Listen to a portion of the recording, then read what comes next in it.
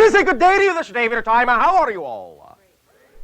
Once again, we take this opportunity to thank each and every one of you for allowing our civilization to communicate to your civilization through this window and in this way and at this time. Once again, each and every time you allow such an interaction to take place, it expands our understanding of that many more ways that the infinite has of expressing itself. So we thank you for this gift of sharing. We would like to begin this transmission with the following notions. First of all, we would like to take advantage, to some degree, of the synchronicity of the image that is depicted upon the channel shirt. That which you have in your now mythology called in your reality the Men in Black. The idea is really threefold, at least those portions we will discuss this day of your time. There is more to it than this, but we will cover three ideas regarding what you call euphemistically the Men in Black. Number one, many of you have understood that there is some connection to what you call the extraterrestrial or UFO phenomenology regarding these mysterious individuals. And this is true. In one sense, in order to maintain certain ideas of secrecy within the extraterrestrial agendas that deem that secrecy is important, they concocted what would be called a screen presentation.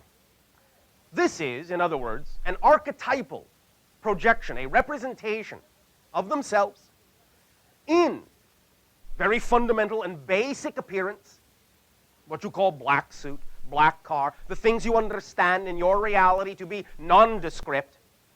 for the specific purpose in that getting your consciousness to focus on a nondescript representation of an individual in a black suit, in a black car, mysterious, will actually help to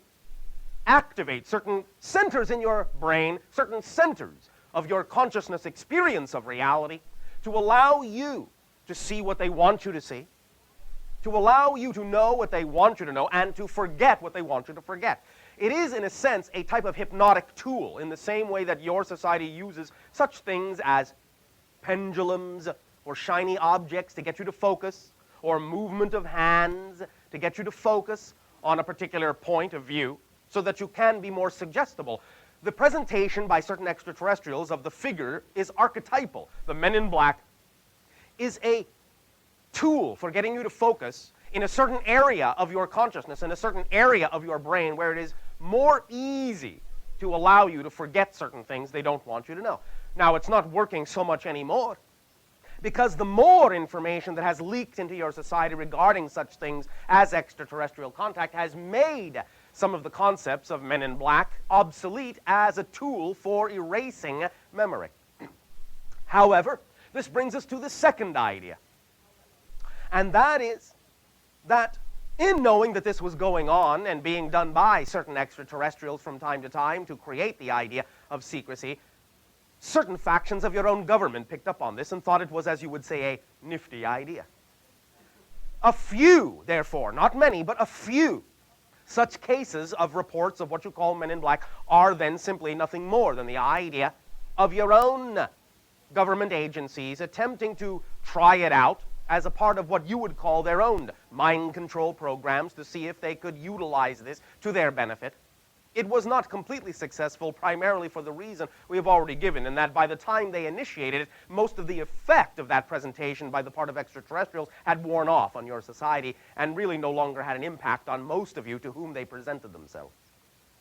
The third idea, which has also manifested in physical reality from time to time, is literally purely the archetypal level, not involving physical extraterrestrials, not involving any physiological beings from your own governments, but literally that your collective consciousness from time to time, in that it has become incorporated in the collective mythology, has literally created a physicalized manifestation, or what would appear to be a physicalized manifestation of such entities,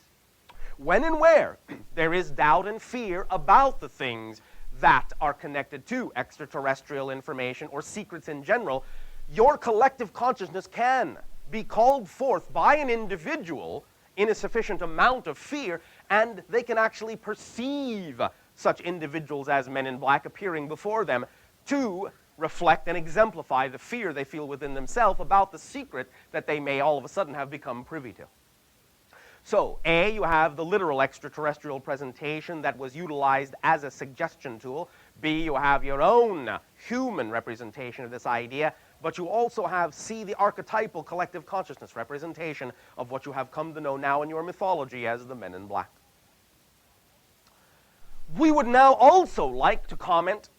on something that is an extension of what we have commented on also recently, and that is that in a recent transmission, in a recent conversation, we suggested that in this now upcoming shift time, your present month of what you call March and beyond, there would be, in this time, many, many things that would begin to shift very rapidly, especially with regard to sociological ideas, economic, religious, so forth, ideas. And now we would like to underline and underscore this idea we spoke about by pointing out, as many of you have already probably guessed, that the recent announcement on your planet of your ability to now clone individuals is one such shift, or a part of one such sociological change in your society. For now you have a great degree of discussion and investigation. Now that you know it is possible for you to do something which for some time in your minds has been the product of science fiction, but now no longer is, it is one of the things that will very rapidly change your world and your outlook on reality and bring up lots of discussion on many different things that perhaps even only 1 month ago were not really strong considerations for reality. But now you know that you have arrived at a threshold of understanding and technology that allows you to discuss what you call the positive and negative, the pros and the cons of this issue, because now it is available to you. And even more so, you surprised yourself by finding out exactly how simple the technique actually is. Anyone in any kind of a laboratory now on your planet that is in any way, shape, or form equipped with even minimal technology can do this.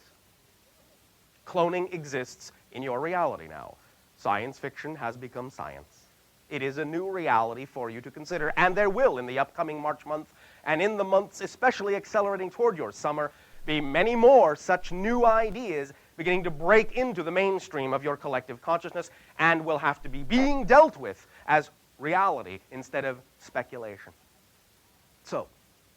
for what it's worth, congratulations on arriving at this point and giving yourselves even that much more to think about. Once again, we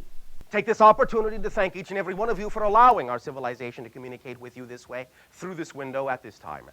And we ask